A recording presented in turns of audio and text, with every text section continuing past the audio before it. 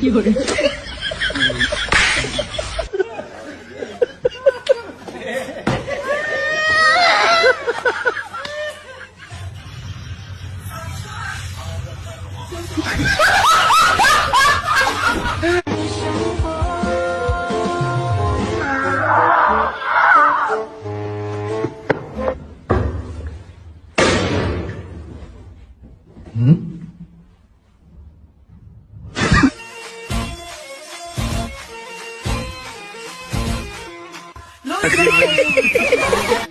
Somebody once told me the world is gonna roll me.